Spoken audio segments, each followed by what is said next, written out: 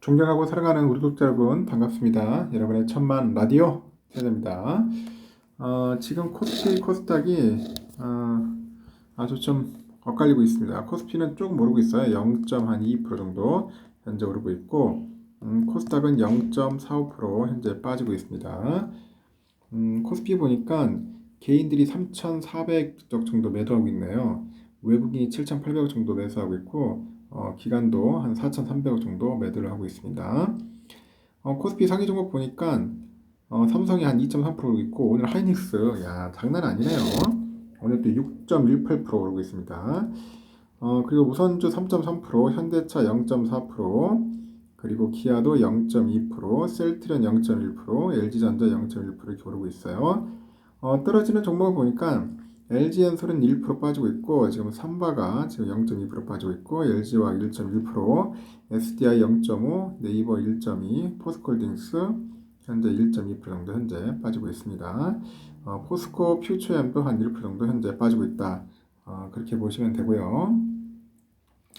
코스닥은 오전에 잘 가다가 갑자기 또 미끄러져가지고 빠지네요. 개미들이 한 610억 정도 현재 우리 사고 있어요. 우리 외국인하고 기관애들이 또 매도를 하고 있는데 에코프로비엠은 한 2.8% 빠지고 있고 에코프로 1.8%, LNF 1.9, 셀트리온제약 0.2, 카카오게임즈 0.6, 파라비스 3.4, 오스트인플란트 0.1% 빠지고 있고요. 셀트리온 헬스케어가 0.5% 오르고 있고 HLB 3.3, JYP 1.4% 정도 현재 오르고 있네요. SM 0.7 이렇게 오르고 있습니다. 보니까 그 레인보우틱스는 한 1.3% 빠지고 있네요. 보니까 그 리너공업이 한 1.7% 정도 오르고 있습니다. 포스코 DX 2.5% 빠지고 있고 2차 전지가 그렇게 썩 그렇게 힘이 있는 것 같잖아요. 좀 비리비리 하는 것 같네 보니까 시원하게 좀 올라줘야 하는데 아직까지는 그 정도까지는 아닌 것 같습니다. 그래서 좀 아쉬운 부분이 좀 있고요. 뉴욕 증시에서 나스닥 지수가 엔비디아의 그 실적 호조세에 힘입어서 반등에 성공했고 그 정치권의 그 국가 부채 한도 협상이 여전히 이제 타결되지 않는 상황인 것 같아요. 그러다 보니까 AI 대장주죠. 엔비디아가 지지부진한 그런 현실 세계의 자화상을 미래 기대감으로 압도해버렸다. 그렇게 표현을 합니다. 엔비디아 시가총액 이날 주가가 하루 만에 24% 이상 폭등을 해서 1조 달러 근접했어요. 야, 부럽다. 24%. 한 방에. 나스닥은 213.93포인트 반등해가지고 12,698.09를 기록했어요. S&P는 36.04포인트 상승해서 4,151.28, 다우지수도 전일보다 35.27포인트 하락해서 32,764점 이거를 기록했고요. 엔비디아는 어제 장 마감 이후에 예상을 뛰어넘는 매출 목표를 발표를 했고 최근 분기의 최고 및 최저 실적을 보고한 후에 주가가 24.37% 급등을 했습니다.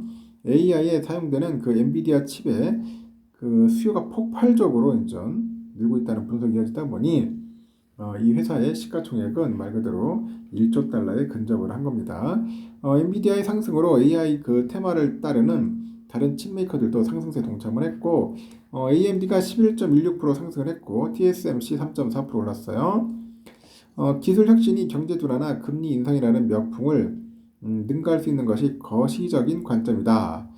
특히 기술과 성장주는 죽지 않았다. 이렇게 강조를 하네요.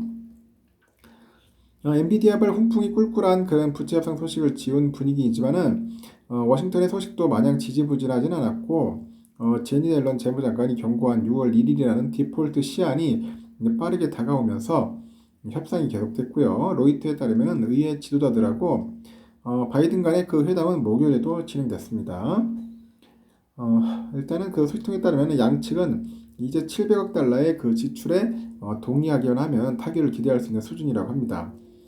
신용평가사인 피치가 진행 중인 부채 협상이 정부가 일부 의무 지출을 포기할 위험을 갖고 있다면서 미국의 AAA 등급 장기 외화채권 발행이 있어서 기존 등급을 부정할 수도 있다고 경고를 했고 피치는 채무불이행이 한번 일어나면은 그 후에 정치권이 뒤늦게 한도를 높인다고 해도 미국의 국가신용등급은 강등될 수밖에 없다는 그런 지적을 내놓고 있는 겁니다. 시장의 우려는 사실 수뇌부의 협상 타결이 이루어지더라도 그에 벌어질 수 있는 투표 결과에 미치고 있죠. 지금 협상에 대한 초점은 거래 자체에 몰려 있는데 사실 중요한 것은 투표와 그 결과라고 합니다.